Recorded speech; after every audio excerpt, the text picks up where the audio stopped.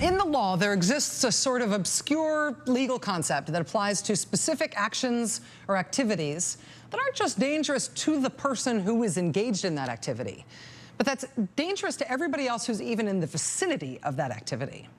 Such behavior in legal terms is known as ultra-hazardous activity. Quote, an ultra-hazardous activity is defined as any act that is so inherently dangerous that the person performing it can be held liable for injuries to other persons, even if they took every reasonable step to prevent the injury. Ultra-hazardous activities are also known as abnormally dangerous activities. Abnormally dangerous. Would it be abnormally dangerous to put something like this here? This is the Chevron oil refinery at the city of Richmond, California, just outside of San Francisco. Chevron built this refinery in 1902, and they have been operating right there ever since.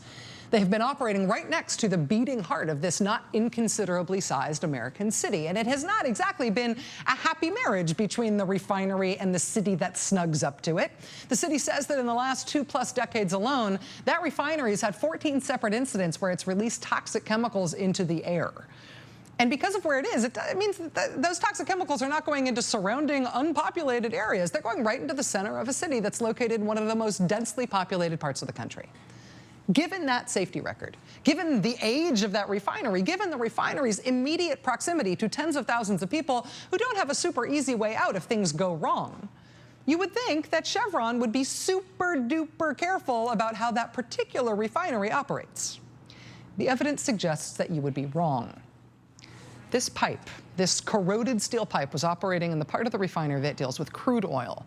The pipe had been recommended for replacement numerous times over the years, but Chevron never bothered. At 3:48 p.m. last August 6th, the worker at that Chevron plant noticed that the pipe was leaking. Even though they knew something was wrong, Chevron officials decided to keep the whole refinery running, to keep even that specific part of the refinery running anyway, despite the leak. They kept it running for 2.5 more hours. That pipe eventually started leaking a hydrocarbon vapor into the air, which formed this lovely toxic cloud over the city of Richmond. And then a few minutes after that vapor cloud formed, boom. That Chevron plant in Richmond, California, erupted into flames. The fire spread all sorts of toxic chemicals all across the city. It took firefighters more than 4.5 hours to fully contain the situation. It turned the city of Richmond, California into something that more closely resembled a war zone. When all was said and done, 15,000 Richmond area residents were forced to seek medical treatment at local hospitals for stuff like breathing problems and chest pain and shortness of breath. 15,000 people. That accident was 1 year ago tomorrow. And now, a year after that accident, the city of Richmond has decided to sue Chevron for what they are calling Chevron's ultra-hazardous activity. Richmond decided to sue after talks collapsed over Chevron paying back the city for what it did. Chevron, in fact, really kind of seems to hate the city. They responded to the lawsuit by saying it's a waste of the city's resources designed to divert attention from a dysfunctional city council. Whoa, who you calling dysfunctional?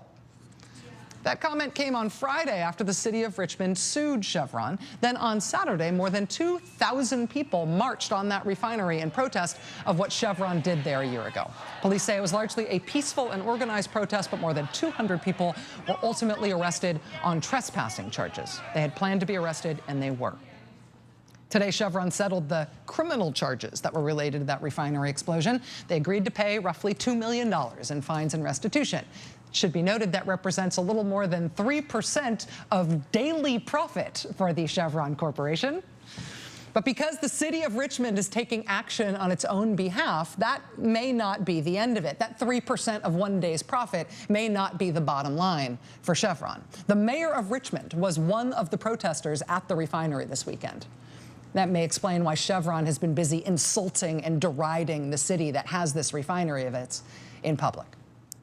Who knows how this is going to turn out? Both sides seem to be firmly digging in at this point and pledging to fight it to the end. But in the meantime, the city of Richmond proceeds about its daily business in the shadow of that more than 100-year-old refinery that has caused them so much trouble and heartache over the years and over this past year specifically. This is a very unhappy marriage.